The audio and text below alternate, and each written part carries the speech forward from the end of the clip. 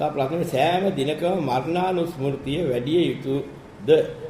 එසේනම් මේ කල යුත්තේ කෙසේද කියන එකයි මේ පෙන්වන්නේ. දැන් මෙහෙමයි හිතාගන්න තේරුම් ගන්න ඕන දෙයක්. යම් කිසි මාර්ගයක් වන්නකොට අපි හිතමු අපි ගොවිතැනක් කරනවා. මේ ගොවිතැන කරන්න අවශ්‍ය වෙන යම් කිසි විශේෂ උපකරණ ටිකක් ඕනේ.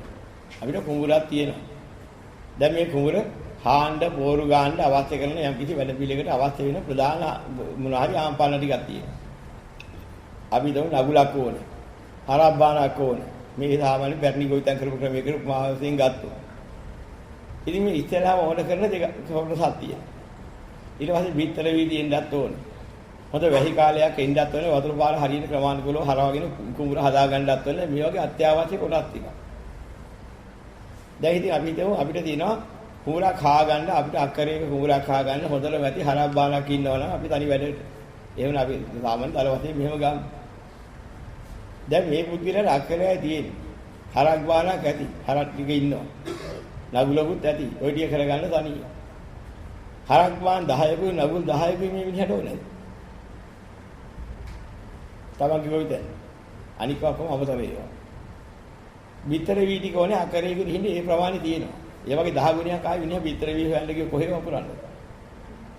වෙයින් වැඩි හරිය අනවාසය හරිය. ජලය ඕනේ. අර එන ඒකේ තියෙන පොඩි ඇලවැල්ලෙන් ගලාගෙන යන ජල ප්‍රමාණය වක්කඩකින් ඒකෙන් ගලවලා ගන්න ප්‍රමාණයක් තියෙනවා කුඹුරට ඇති. ගංගාවක් හරව ගන්න ඕනේ. ඒක කරගත්ත කුඹුර විනාශ වෙන එකක් වෙනවා. ඒකට අවශ්‍ය කරන පොරක් තියෙනවා දාන්න ප්‍රමාණයක් තියෙනවා. ඒ අවශ්‍ය ප්‍රමාණය තියෙනවා. ඒ වගේ 10 15 ගුණයක් පොර දැම්ම මොකද වෙන්නේ? අර කුඹුර විනාශ වෙනවා. හොදේ ඒ වුණත් ගත යුතු ක්‍රමයක් විලාවක් ප්‍රමාණයක් තියෙනවා. මෙන්න මෙයාගේ මේ ඔක්කොම මේ ගන්නකොට මේ සතර අනුස්සති ක්‍රමයක් තියෙනවා.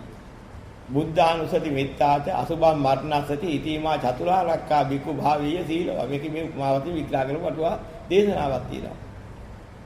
බුද්ධානුස්සතිය මෙත්තානුස්සතිය අසුභානුස්සතිය මරණානුස්සතිය කියන මේ හතර ආරක්ෂා හතරක් කියලා පෙන්නනවා. චතුරාර්යක්ෂා.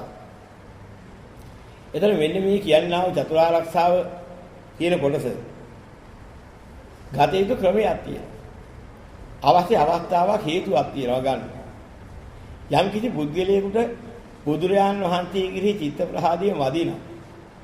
යම් කිසි ආකාරයෙන් ඒකෙන් තමන්ගේ හිත පැහැදෙන්නේ නැත්නම් බුදුගුණ යලි යලි සිහි කරමින් බුද්ධානුස්සතිය ගන්න ඕනේ හිත පැහැදින මට්ටම.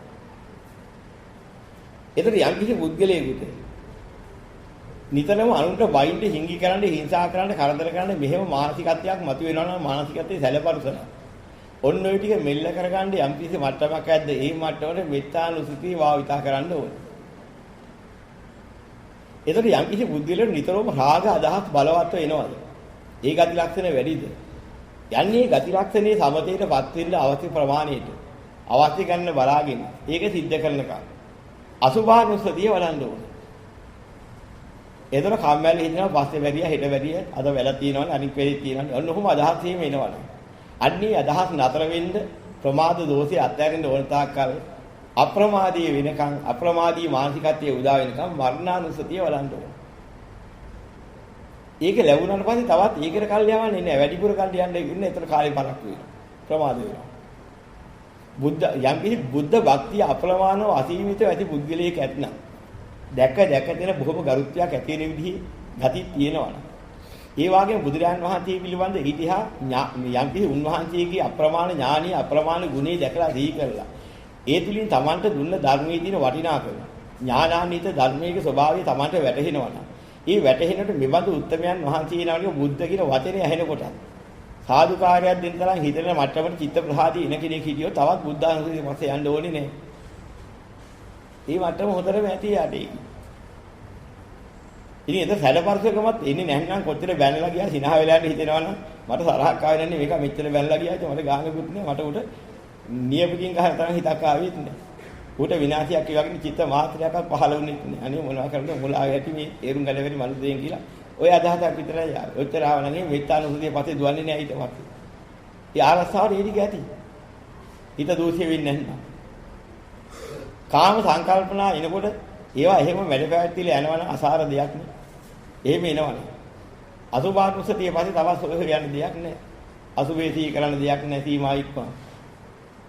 ඒ වගේම හුස්මක් උඩටගෙන පහතරට දිස්සෙලා බත් පිටා කරින්න ගිලින් දිස්සලා මැරලා යන්න පුළුවන් කයක් හිතක් ඇතුවනේ මම මේ කටයුතු කරන්නේ. ඉතින් මෙහෙම එකක් යා Tamanට මනසේ වැටෙනවා නම් මෙහෙම දෙයක් තුළ මාවිතින් කළ යුත්තයි නොකළ යුත්තයි බලනකොට නොකළ යුත්තේ කාලේ කාදමනන කොච්චර අපරාධයක්ද මට කොච්චර පාඩුවක්ද කියලා වැටහෙනවා. ඉතින් කළ යුතු දෙයට ලැබෙනා වූ කාලේ මොහොතක් හරි මම මේ ජීවිතේ පවතින මේ පැවැත්මේ කාලේ ඊ යථාභෝධිය සඳහා මං රැයට බලන්න තු මෙහෙයවලා. ඒකට අනුකූල වන්නාව අප්‍රමාදව කටයුතු කරනවා කියලා තීරුම් ගන්න කටයුතු කරන්න හැකියාවක් තියෙනවා නම් ඒ හැකියාව මානසිකත්වයේ තියෙනවා නම් මරණානුසතිය වශයෙන් යන්න දෙයක් නැහැ. ඊට පස්සේ මොකද කරන්නේ? සිලක්ෂණේ භාවිතා කළා ඉතින් යථාභෝධිය ලබන්න උත්සාහ කරනවා ලැබිච්ච අවස්ථාවේ ප්‍රයෝජනවත්. අනිත්‍ය වශයෙන් නම් දුක්ඛ වශයෙන් හරහා තමයි අරිහත්ත්වයටපත් වෙනකම් වඩන්න ඕන. මොකද සෝවාන් වෙන කෙනා සෝවාන් වෙන්න මොකද්ද නිතරම මෙනෙහි කරන්න ඕන. අනිත්‍ය වශයෙන් දුක්ඛ වශයෙන් හරහා තමයි මේ සංඛාර වල ස්වභාවය මෙනෙහි කරන්න ඕන. ඒක සෝවාන් ඵලයට උපනිශ්‍රී ලබා දෙනවා. සෝවාන් වෙච්ච කෙනා සකෘදාගාමී වෙන්න මොකද්ද කරන්න ඕනේ කියලා අහනවා. මේ සියලු සංඛාර අනිත්‍ය වශයෙන් දුක්ඛ වශයෙන් අනාත්ම වශයෙන් මෙනෙහි කරන්න ඕන. සකෘදාගාමී වෙච්ච කෙනා අනාගාමී වෙන්න මොකද කරන්න ඕනේ? මේ සියලු සංඛාර අනිත්‍ය වශයෙන් දුක්ඛ වශයෙන් අනාත්ම වශයෙන් මෙනෙහි කරන්න ඕනේ. අනාගාමී වෙච්ච කෙනා අරිහත්ත්වයටපත් වෙන්න මොකද කරන්න ඕනේ? මේ සියලු සංඛාර අනිත්‍ය වශයෙන් දුක්ඛ වශයෙන් අනාත්ම වශයෙන් මෙනෙහි කරන්න ඕනේ. අරිහත්ත්වයටපත් වෙච්ච කෙනා මොකද කරන්න ඕනේ ඉන්නක? මේ සියලු සංඛාර අනිත්‍ය වශයෙන් දුක්ඛ වශයෙන් අනාත්ම වශයෙන් මෙනෙහි කරන්න ඕනේ කියලා උන්වහන්සේ උත්තර දුන්නා. ඉතින් ස්වාමී අරිහත්ත්වයටපත් වුණාට පස්සේ කරන්න තියෙන අකල ඉවරයි. මොකටද? තාම මෙනෙහි කරන්නේ. ඉහාත්ම සුඛ විහරණයට හේතු වෙනවා. අනිකයටත් මේ සීකන මොහතක අනිකයටත් ඒක යහපතට හේතු වෙනවා. Tamanටත් අනුන්ටත් යහපතට හේතුවක් වෙනවා කියන්නේ Tamanගේ වැඩේ කරලා ඉවරයි. ඉහාත්ම සුඛ විහරණයට හේතුවක් ලබනවා ඒ චිත්ත වේගය. අන්න ඒ නිසා ඒ උන්වහන්සේ තේරිය කරනවා කියලා පින්න. අන්න ඒ වගේ අපි නිතරම කර යුත්තක් තියෙනවා. අනිත්‍ය වශයෙන් දුක්ඛ වශයෙන් අනාත්ම වශයෙන් නිතර කල්පනා කරමින් ඒ ටික පුරුදු කරගන්න එක. ඒකට බාධා වෙන කාරණා හතරකින් බේරෙන්න තමයි බුද්ධානුස්සතිය, මෙත්තානුස්සතිය, අසුභානුස්සතිය, මරණානුස්සතිය තියෙන්නේ. ඔය හතර දැනගෙන තේරුම් ගන්න මේ ප්‍රමාණයට වඩමින් අත්‍යවශ්‍ය කර්මස්ථාන වැඩිපුර වඩන්න පුරුදු වෙන්න ඕනේ. ඉලක්ෂණේ වැටෙන චතුරාර්ය සත්‍ය අවබෝධයට හේතු වෙන්නේ. ඒකයි කරන්නේ.